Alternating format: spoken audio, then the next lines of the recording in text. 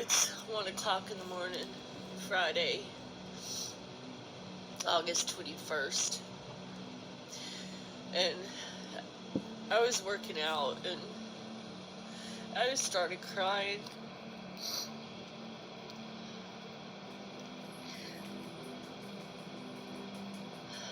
I know that God was trying to get me away from him for 5 years because God knew that it wasn't good for me. And so it's not God's fault. It's my fault because I stayed around. There was times I wasn't even in the position to leave in the first place. And I prayed when he would scream and yell at me with the dogs there, and the dogs were scared. And he did so many things, and they come flooding back at me. Like when I had cancer and I wore this shirt to the hospital, and now he would torture me about my clothes and my boobs. And I spent 5 years defending myself and my character. I spent 5 years every single day defending myself, and I really thought I was a good woman. I thought I was good. I really did. I tried to prove to him that I was not evil. He kept pushing me in the corner, and then I would do or say something stupid. Do you know that he said that I hurt him worse than he hurt me? He used to tell me that all the time. Who's with who right now? What is he doing right now? He's with somebody in the arms of somebody else, and with not even thinking or feeling anything about me. It's like I was just trash, and he threw me away. So who hurt who worse? I'm the one that's broken. I'm the one that can't go on. I'm the one who has to get counseling. I'm the one who has to figure out how to put my pieces back together. Is he doing any of that? No. He gets his gratification from wrecking more minds. He gets his gratification.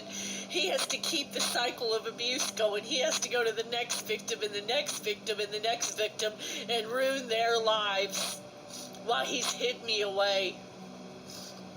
So I can't warn any of them. They have no idea who I am, where I am. They hid me away so well that the only people that knew that we were still together was his parents and Scott. That was it. Nobody else even knew. He hid me away so well so he could do his dirtiness. And I know now, God told me why he kept insisting that he was going to do my house. Because he knew that he had done me so dirty and filthy and been doing such bad, evil stuff to me that he knew that the karma was going to kick his butt. So he knew that he had to try to do something nice to me to get that karma off his ass. Only thing is he manipulated me so much with it. It was a manipulation tool, so part of him wanted to stay around and the other part of him wanted to leave. He didn't know if he was coming or going. I figured out, they keep talking about on these videos how narcissists can't sleep. He never slept. He'd sleep 2, 3, 4 hours at a time. And then you know what he told me? Whenever he was cheating on me and he'd be over on his side of town, he would tell me, he would say that he'd fallen asleep like at 8 or 9 o'clock and slept until like 11 o'clock in the afternoon or morning. I mean, such lies. So much deceit and lies. And meanwhile, you know what I was doing? Just taking care of my house, taking care of my dogs, going to work. Excited that he was going to come over and see me during the weekend. Thinking about what can I make him this weekend? Should I take out that roast? Should I make him some steaks? Should I bake him a fucking cake? He didn't care. He always told me I don't care about food. I don't care. Everything I ever tried to do for him, he didn't care about. He didn't care that I washed his clothes. He didn't care that I would say, here's some money because you drove over here and then you drove back to go get your girlfriend her cigarettes and I thought you was my ring that you were going to make up to me. I gave her $60 for your gas because I love you and I didn't want you to go without.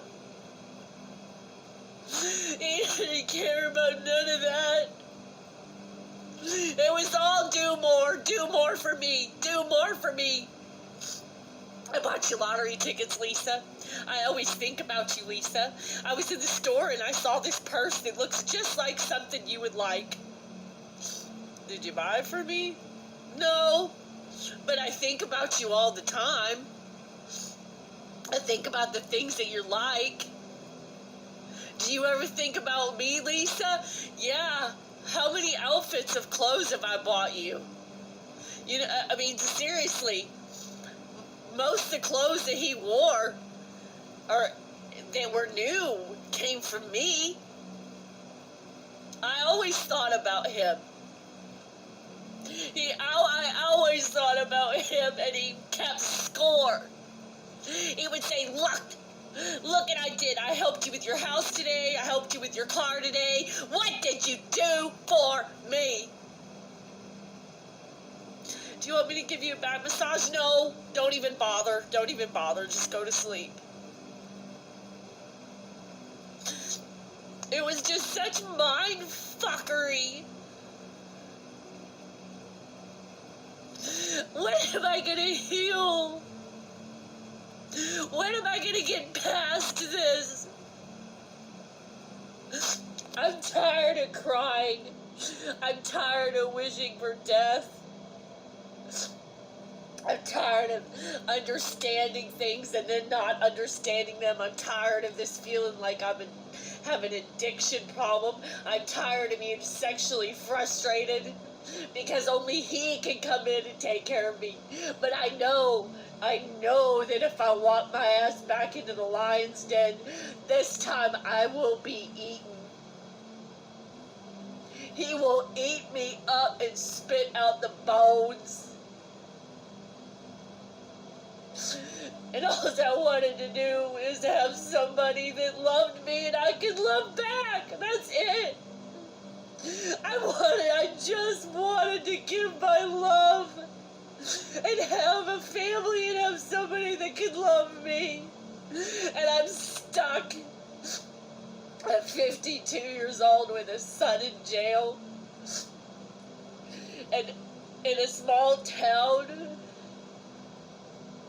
where I'm here crying at 1 o'clock in the morning on a stupid video that nobody cares about.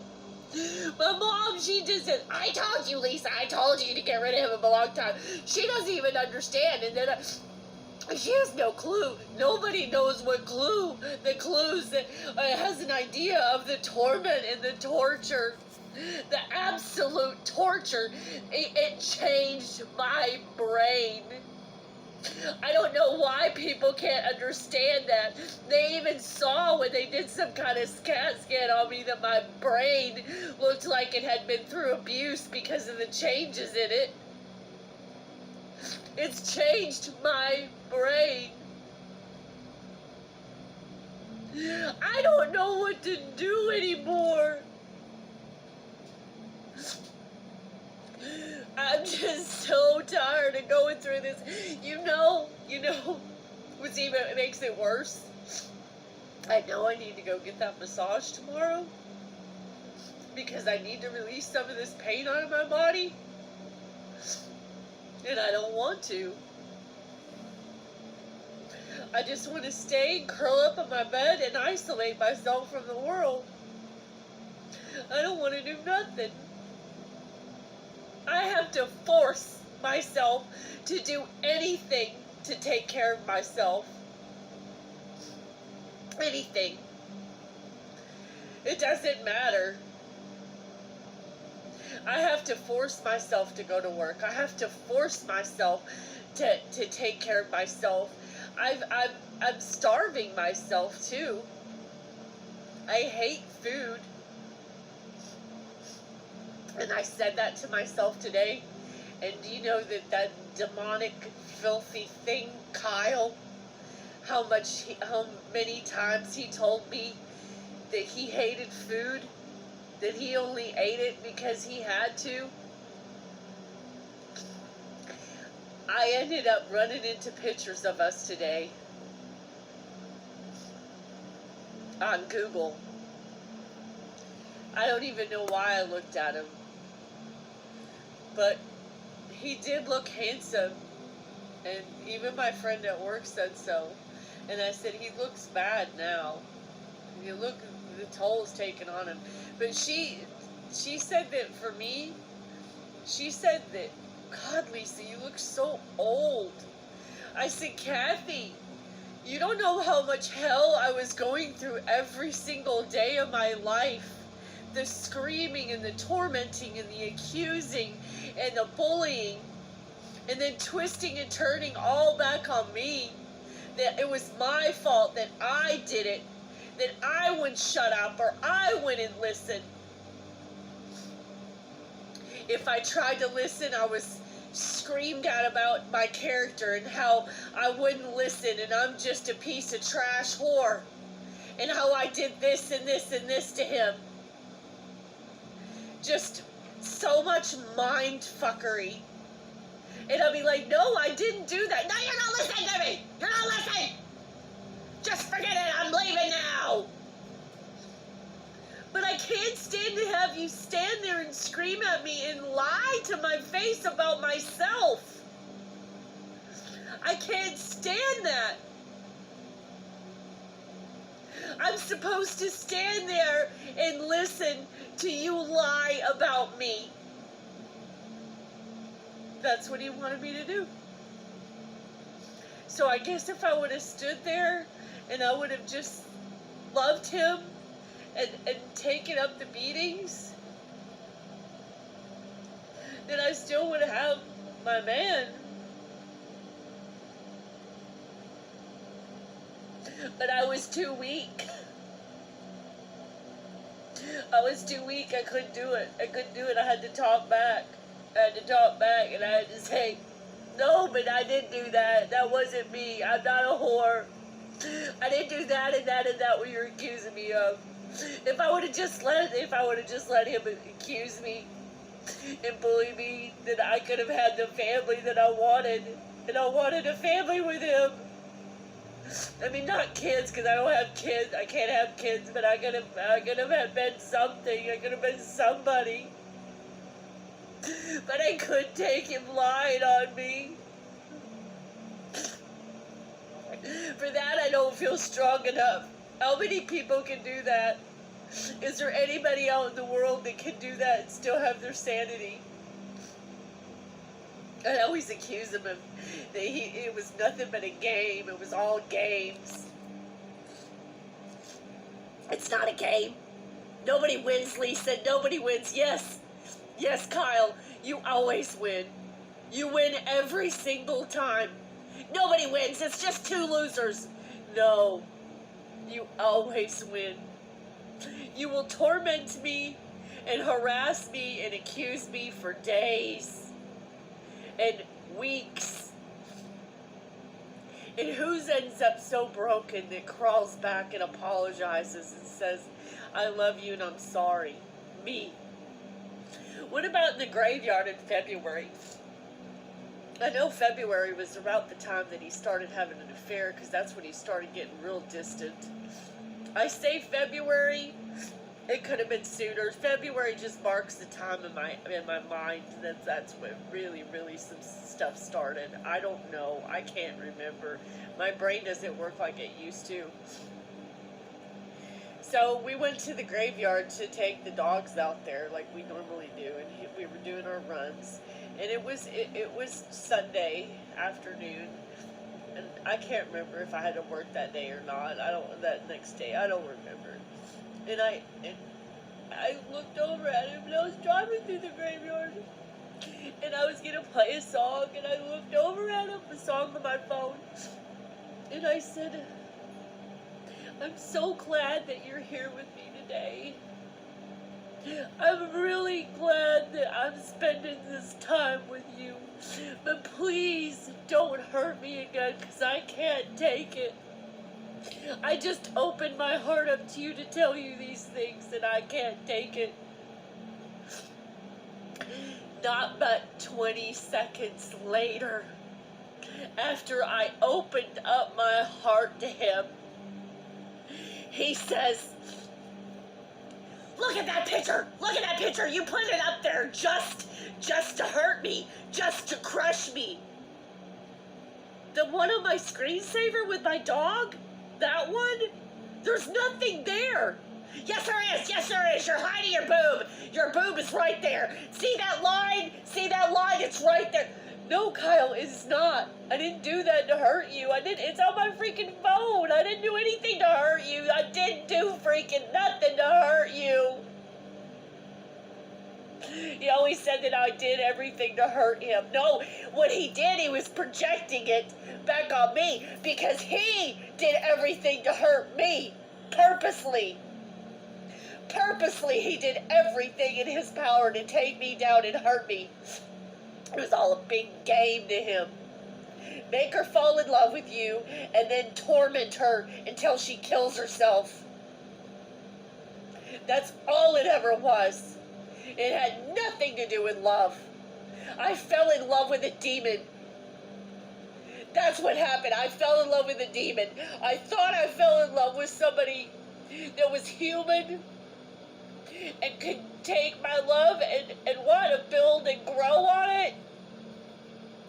But I didn't. I fell in love with a demon. All I wanted to do was have a family. And my family to spend my life with somebody that I loved. And I sit here alone on a Friday night bawling my eyes out while he's with somebody else. And I can never go back to him. And oh, those Google photos, he probably has no way of seeing it anyway. I don't even know. But I sent them to him today. Some of them, they showed up on my Google Photos memories or whatever. I sent like 10 of them. I don't even know why. Maybe because he always used to accuse me that I always got rid of all our pictures. And when he would come over to my house, he would look and check and see if the photos of me and him were still on the mirror. Like that was an indication that if the photos were still on the mirror, that meant he was still in my life. He did that all the time at the end, every time he came over here. And I couldn't understand, why do you keep looking to see if the photos are there? You know why? Because he was cheating. Because he was trying to get rid of me. Because his heart was no longer in it. His heart was never in it. And I fell in love with a demon. That man that I thought I loved, he wasn't real. He was never real. And whatever he's doing to his next victim, that's not him either. That is not real. He has been taken over. He is possessed. He is possessed by a legion of demons. And probably that legion attached themselves to him when his father was raping his sister when he was a little boy. And I just have a feeling that he saw something that he'll never tell anybody. Why did he get in prison? Why did he end up in prison? Why did he end up in prison? Because he was jacking off, or simulating jacking off to a school bus with some girls that he knew when he was 18 and they were 15 or something like that. And it sent him to jail when he was 23. There's something sick and twisted in him. And then we would have sex in public all the time. He always wanted to have sex in public, and I worried about that. It did make me feel comfortable a lot of the times. I worried about getting caught because I didn't want to get caught. I didn't want to be caught.